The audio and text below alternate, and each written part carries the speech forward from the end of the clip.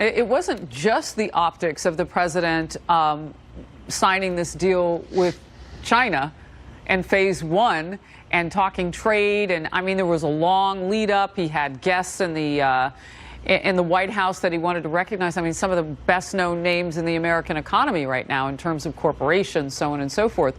But it was that moment where he signed, and Nancy Pelosi, the House Speaker, was reading the 7 managers that will take over the articles of impeachment, carry them over with those representatives from the House, as you mentioned as well, 5 p.m. Eastern today. We'll cover it live here on Fox.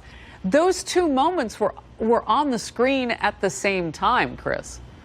In fact, the signing ceremony seemed to go on for an unusually long period of time, and I was wondering whether someone was, and this was just in my head, I don't have no reason to believe it was true, was sort of hoping that he would outlast the Speaker Pelosi's speech so he could continue, and maybe we would switch back full screen to his signing ceremony and the official business of his administration to kind of put an end stop, a full stop on what the House is doing. Now, if you've seen or read about Trump's signing ceremony for, quote, phase 1 of his China deal to offset damage that he himself created with his own trade war, you'd understand why Chris Wallace is suggesting that Trump was purposefully prolonging his speech. And by prolonging, I mean it was a rambling stream of consciousness diatribe that any first-year med student would tell you probably isn't the strongest display of mental fitness. A highway which would have taken 19 to 20 years to get approval, we have it down to 2, and we want to get it down to 1. And if it doesn't work, we're going to say, build it.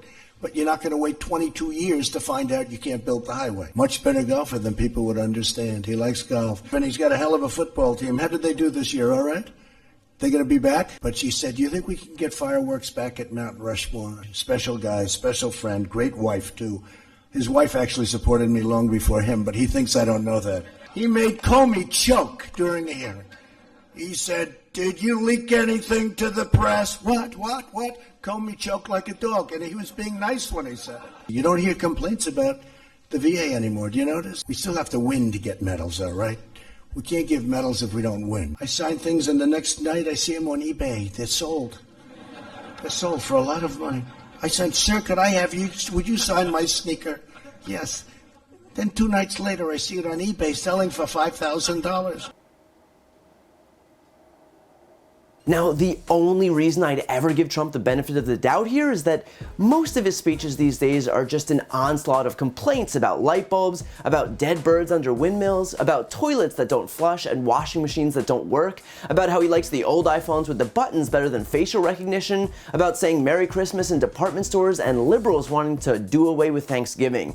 His speeches are just the culmination of years of Fox News fear-mongering all mashed together in some incoherent tirade meant to leave people afraid of everyone and everything.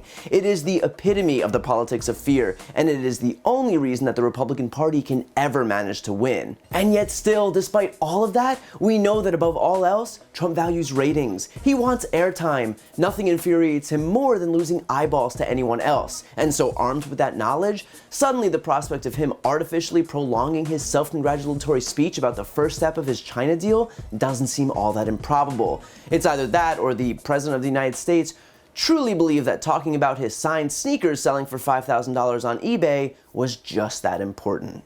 But because on the other side of that split screen was Nancy Pelosi naming the impeachment managers and preparing to deliver the articles of impeachment to the Senate, the stakes were that much higher. Because what this means is that despite last-ditch Republican efforts to pretend that Trump technically wasn't impeached because the articles hadn't yet been delivered, that he now officially is. And this is a black mark that will follow him for not only the rest of his life, but forever in American history. Donald Trump is officially the 3rd president of the United States to be impeached. The other point lending itself to the idea that Trump would be driven solely by his ego is that his entire impeachment is the result of it. He was so desperate to win in the next election that he waited not even 24 hours before Robert Mueller was done testifying about his last efforts to coordinate with a foreign power to interfere in the election before his infamous phone call with Ukrainian President Zelensky, wherein he conspired to do it again. He so can't bear the prospect of not winning that he'd rather embroil himself in an international extortion scheme, that he would rather use used nearly $400 million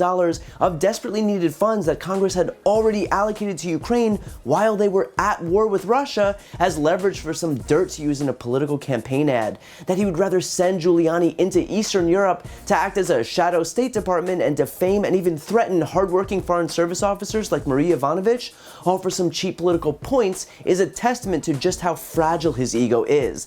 And that's because deep down, he knows he can't win on the merits. He knows his policies are unpopular, his approval ratings are the lowest of any president in modern American history, that he's the laughingstock of the international community, and the greatest threat to democracy that the United States has ever known. He saw the results of 2018 and got spooked. And then he saw the results of 2019 and got even more spooked. And so what we're left with is a small man backed into a corner who sees the writing on the wall and is desperate to steal away whatever precious minutes of airtime he can, not realizing that his confused rant about golf and James Comey and fireworks is, per usual, doing him more harm than good.